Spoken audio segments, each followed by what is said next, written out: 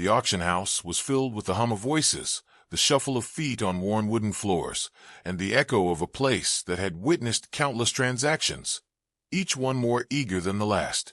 In the air was a mixture of anticipation and the unmistakable scent of old leather and horses. The crowd was a sea of wealthy bidders in suits and boots, standing tall with confidence, their faces unreadable, but their eyes sharp and calculating. Among them stood a man who didn't belong Henry, a weathered old farmer, his clothes frayed at the edges, his boots dusty from miles of travel. Henry was an anomaly in the sea of opulence. His back was straight, but the weight of years and life's struggles hung heavy on his shoulders. Beside him stood a horse, an animal that had seen better days. Its coat, once a deep chestnut, was now a faded russet, the muscles beneath its skin showing signs of wear. There was a quiet dignity about the horse, a calm resilience that drew no attention in a room filled with horses bred for speed or beauty. The crowd barely spared a glance, their eyes trained on the pristine creatures that were being led into the ring one by one. Henry's horse, however, didn't fit their mold. His heart sank as he watched the bidders laugh behind their hands. He knew what they were saying. They were laughing at him, at the old farmer with a horse that was more used up than he was, more tired than anything they'd seen in their precious auction halls. A wild mustang that had long since lost its luster. The whispers around him were loud, but he didn't need to hear them to know the truth. They were judging him, judging his choices, judging his life. The auctioneer's voice rang out, booming across the barn-like room, demanding attention. Next up is Lot 17, a fine steed from the high deserts, a mustang of pure blood, a little rough around the edges, but with a strong heart. A murmur passed through the crowd, but it was one of pity, not interest. Henry could feel their eyes on him, the whispers louder now, each one more cruel than the last. He tried to steady himself, to ignore the laughter, but it wasn't easy. He had never been one to back down, never one to shy away from a challenge. But standing here, the weight of the moment was suffocating. The auctioneer gestured toward Henry, his sharp, businesslike tone cutting through the silence. A fine specimen, gentlemen. Let's start the bidding at $50. The opening bid was so low it felt like a slap to Henry's face. He fought the sting, the shame, but it clung to him. He wasn't going to let them see it. He wasn't going to let them break him. The hand that had spent so many years gripping the reins of horses now trembled slightly as he clutched the rope, leading his mustang. The bidders were quick to chime in, throwing numbers into the air with practiced ease. 100, 150, 200. The numbers climbed, but not fast enough for Henry's liking. They were taking their time, as if they were doing him a favor, not truly valuing what stood before them. He wanted to scream, to shout that this horse had more heart than all of them put together, that it had fought for its life, that it stood by him when no one else would. But he said nothing. His words had never carried weight in these circles. He glanced at the horse, its dull eyes staring straight ahead, as though it too understood the cruelty of the moment. This horse had been his companion for years, ever since he had found it abandoned, bleeding and broken in a ravine. He had nursed it back to health, and it had repaid him with loyalty, with courage, with grace. In many ways, it had saved him more than he had saved it. The auctioneer was about to close the bidding, when a sudden voice cut through the chatter. "I'll give 500, came a low, steady voice from the back of the room. Heads turned, and Henry's heart skipped a beat. The voice was different from the others, calm, assured. Henry couldn't see the speaker, but he could feel the shift in the room. The other bidders hesitated, glancing at one another as if considering whether to challenge the offer. 500, the voice repeated, and I'll raise it to 6 if you can't do better. The room went still, the laughter dying in an instant. Henry's eyes narrowed as he searched the crowd for the source of the bid. The man who had spoken was an enigma, a figure shrouded in a long, dark coat, his face mostly obscured by a wide-brimmed hat.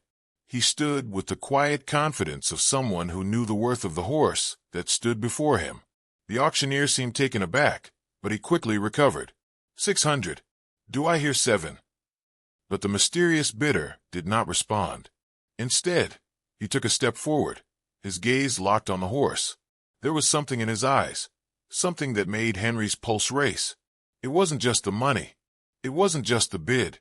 There was a connection there, something deep and knowing, as if this man understood exactly what this horse had been through, what it meant. "Sold!" the auctioneer shouted, slamming his gavel down. The sale had been made, and Henry stood frozen, unable to believe what had just happened. The horse had been sold. But to whom? As the crowd began to disperse, murmurs rising again, Henry felt a pang of loss, of emptiness. He had hoped for a better outcome, hoped for someone who would treat the horse as it deserved, not as just another commodity to be traded. He wasn't sure what to think of the mysterious bidder. Was he someone who truly understood? Or was he just another man with money, looking to use the horse for his own gain? Before Henry could gather his thoughts, the man in the dark coat approached him. His steps were slow but purposeful, his presence commanding. "You've sold a fine horse," the man said, his voice low and gravelly. "I'll take good care of him." Henry's instincts were on high alert. He didn't trust easily. Not anymore. Not after all the years of being overlooked, discarded like a broken tool. "Who are you?" Henry asked, his voice more defensive than he intended. The man smiled, the gesture almost reassuring. "A friend to horses," he replied simply. "My name's Marcus." Henry didn't know what to make of the man. There was something unsettling in his calm demeanor, but also a sense of familiarity. Maybe it was the way he spoke, or the way he had looked at the horse, like he understood its worth. Henry wanted to say more, but the words caught in his throat. "Will you treat him well?" Henry asked, his voice softer now, almost pleading. Marcus's eyes softened as he placed a hand on Henry's shoulder. "You have my word. I'll make sure he has the life he deserves." The two men stood there for a moment, a silent understanding passing between them. Henry didn't know what would come next, didn't know if he had made the right choice. But for now, there was a small glimmer of hope. With a last glance at the horse, now being led away by its new owner, Henry turned and walked slowly out of the auction house. The whispers behind him faded, replaced by the hollow echo of his own footsteps. His heart was heavy, but there was something else too, a feeling he hadn't felt in a long time, a sense of possibility. And as he stepped out into the cool evening air, Henry knew that this was only the beginning. Marcus's arrival in the small town had stirred more than just curiosity. It wasn't the first time the wealthy man had bought a horse at auction, but this horse, was different. As he led the Mustang out of the barn and onto the property, he could feel its unease, the hesitance in each step. The animal was far from broken, but its spirit had been cracked, and that was something Marcus recognized. He had seen it before in horses, in people. A quiet, invisible wound that lingered long after the physical scars had healed. He led the horse into a paddock, the high walls offering some protection from the wind. As soon as the gate clicked shut, the Mustang froze, its head raised in alertness. Its eyes darted around, taking in every detail of its new surroundings. There was no trust yet, no bond between them. But Marcus was patient. He had learned long ago that trust wasn't given, it was earned. Standing at the edge of the paddock, Marcus watched the horse. He had been in the business of horses long enough to understand their language, their movements. And this horse was unlike any other he had seen. There was an elegance in its stance, a quiet power that resonated deep within. Yet there was something else too, a sadness in its eyes, as if it had seen too much of the world's cruelty. His thoughts were interrupted by the sound of footsteps approaching. Marcus turned to find the farmer, Henry, standing at the edge of the paddock, his worn face drawn with lines of years and hardship. Henry had been quiet after the auction, his expression unreadable, but Marcus could sense the weight the man carried. It wasn't just the loss of the horse that burdened him. It was something deeper, something unspoken. Henry had watched from a distance as Marcus led the Mustang to its new home, but now there was a shift in his demeanor. He had come to see for himself if the man who had bought his horse would truly care for it. "You came back," Henry said, his voice rough, as though it hadn't been used in a while. "I did," Marcus replied. "I told you I would." Henry didn't answer immediately. Instead, he took a few slow steps toward the paddock, his gaze fixed on the horse. He wasn't sure what he expected. Maybe he wanted to see the horse running free, its spirit renewed, Or perhaps he just wanted to know if he had made the right choice. The truth was, he didn't trust easily, and this wasn't the first time someone had promised him something, only to walk away when the going got tough. The Mustang was still pacing, its hooves striking the dirt with a rhythmic sound that seemed to echo through the silence. "How long will it take for him to trust you?" Henry asked, his voice quiet. Marcus studied the horse for a moment, then answered, "It's not about time. It's about understanding." He looked at Henry, his eyes steady. "I know what it's like to feel abandoned, to feel like no one sees you.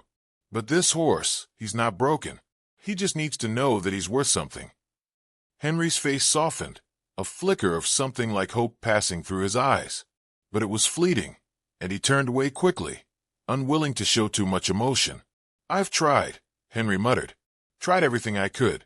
But I don't know if he'll ever be the same." Marcus didn't respond right away. He understood the weight of Henry's words, the fear that what you love most can slip away, broken and beyond repair.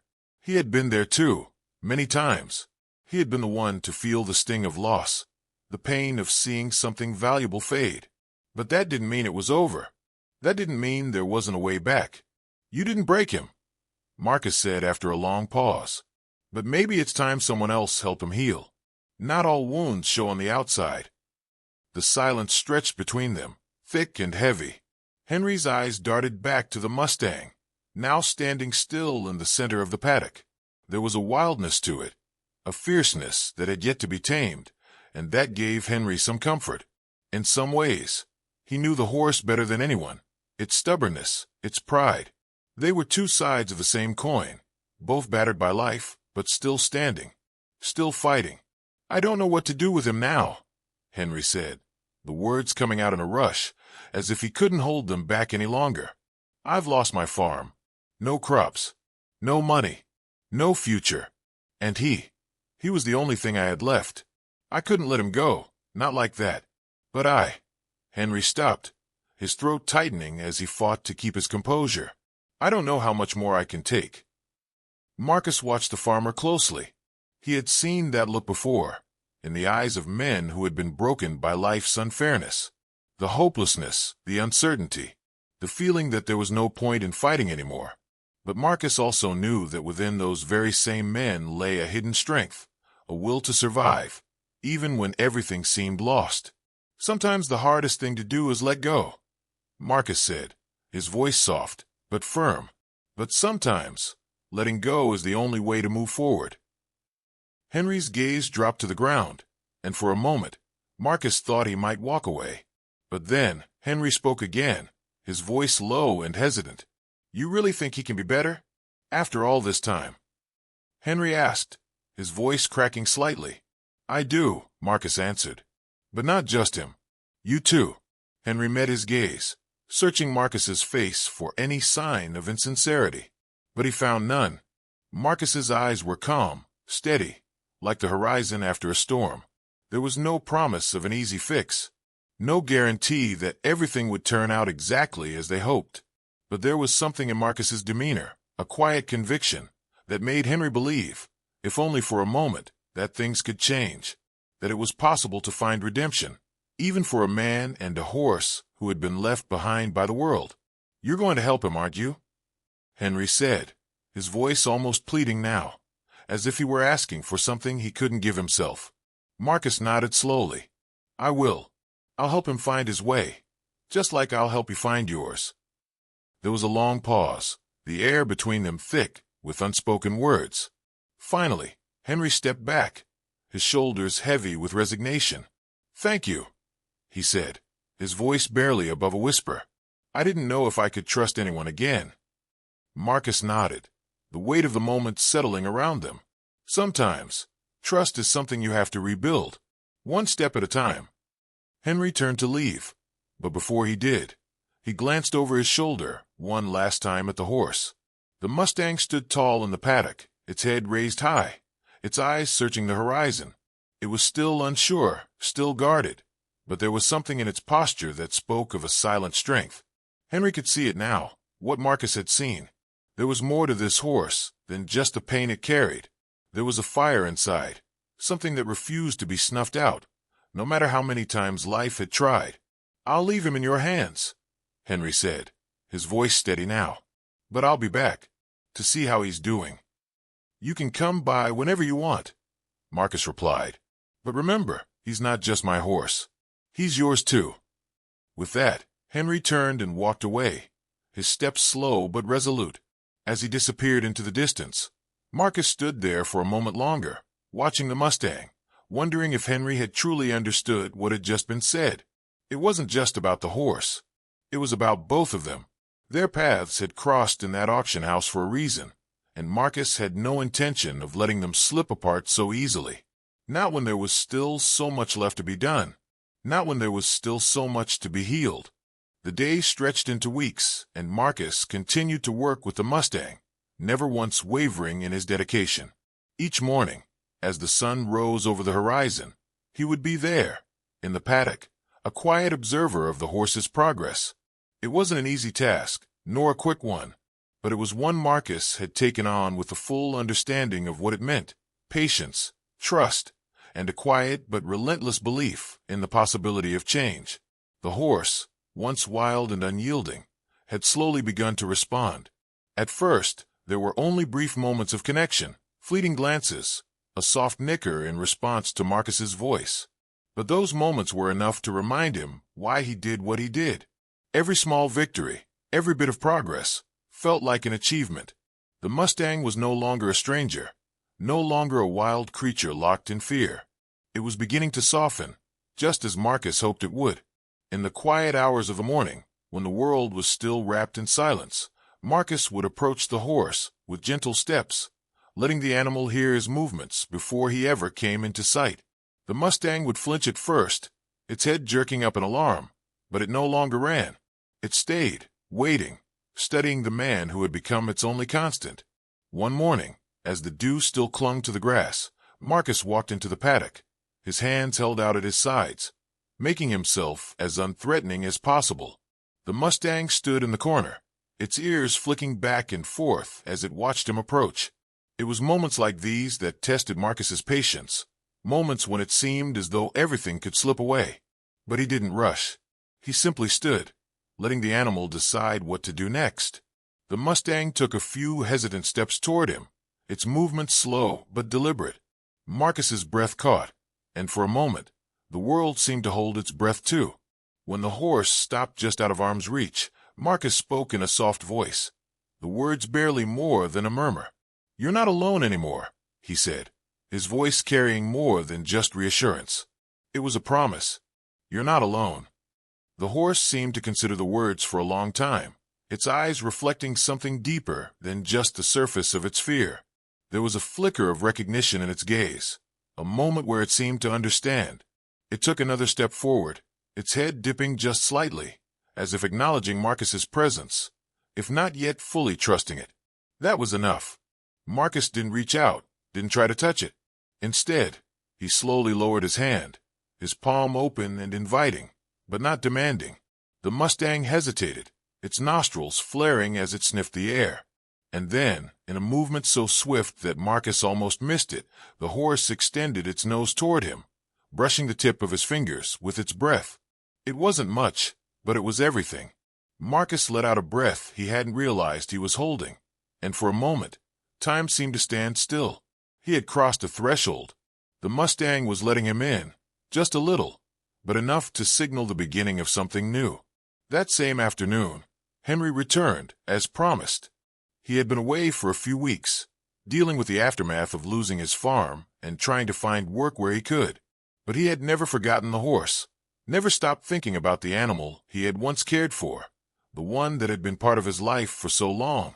Even when he had let go of the farm, he couldn't quite bring himself to let go of the horse. It had been his constant companion in the hardest years of his life. Now, with the promise of its future in Marcus's hands, he had to see for himself how things were going. Marcus noticed Henry's arrival from across the paddock. The older man walked slowly, his gait heavier than before, as though the weight of the world had only grown more unbearable in the weeks since they last spoke. There was a resignation in his steps, a weariness that went beyond physical tiredness. Marcus greeted him with a nod, gesturing toward the horse. He's making progress, Marcus said, his voice steady but filled with the quiet pride of someone who had worked hard for this moment. Henry didn't say anything at first. He simply stood there, his eyes fixed on the Mustang as it moved across the paddock, its steps more confident than before. "He's not the same," Henry said finally, his voice hoarse. "He's different. Stronger. More at peace, maybe." Marcus nodded.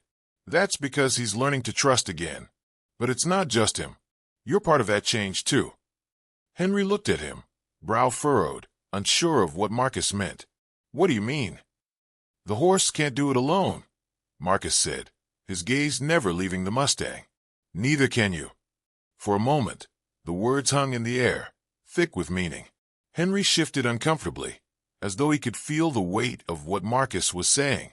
He wasn't just talking about the horse. He was talking about Henry, too. About the years of hurt and loss, the sense of being abandoned and left behind. "You've got a lot of healing to do, too," Marcus continued. "But you're not alone in this, Henry. Not anymore." There was a long silence as Henry processed the words. He had never been good at opening up, at sharing his feelings. But something about Marcus's steady presence, his unwavering belief, made the old farmer feel as though he could. For the first time in a long time, he felt like someone was truly seeing him, not just as a failure, but as a man who had fought hard and lost. And maybe, just maybe, that wasn't the end of his story. "I don't know how to fix what's broken inside me," Henry admitted, his voice barely above a whisper. "You don't have to fix it," Marcus said, turning to face him. "You just have to start." Henry's eyes met Marcus's, and for a moment they shared something, a quiet understanding, an acknowledgement that this wasn't the end of the road. This was just the beginning. Over the next few days, Henry returned to the paddock, slowly at first, unsure of his place in all of this. But with each visit, he began to relax. Slowly, he started to engage with the horse again, not as the owner of a broken creature, but as a man who had been given another chance, just as the Mustang had. The bond between Henry, Marcus, and the horse grew stronger. They weren't just helping the animal heal. They were healing themselves too. The days became less about what had been lost, and more about what could still be found. And then, one morning, when the sun hung low in the sky, casting a warm glow over the paddock, the Mustang did something it had never done before. It walked up to Henry, its head lowered in a sign of trust, and nuzzled his hand. Henry froze, his heart catching in his throat. For a long moment, he simply stood there, his hand resting on the horse's neck, feeling the warmth and life beneath his fingers. It was the moment he had been waiting for, though he hadn't realized it until now. The horse wasn't just healed, it had forgiven him, and now so had he. Henry finally spoke, his voice trembling with emotion. "Thank you," he whispered, not just to the horse, but to Marcus too, for showing him that even in the darkest of times, there was still a path forward. There was still hope. As the Mustang lifted its head and walked away, Henry felt something shift inside him. It was subtle, like the first breath after a long silence, but it was enough. The journey hadn't been easy, and there would still be hard days ahead. But for the first time in a long time, Henry felt ready to face them. And maybe, just maybe, the Mustang had taught him how to do that. There was no grand declaration, no dramatic moment. But there didn't need to be. The silence spoke for itself, and in that silence, there was everything.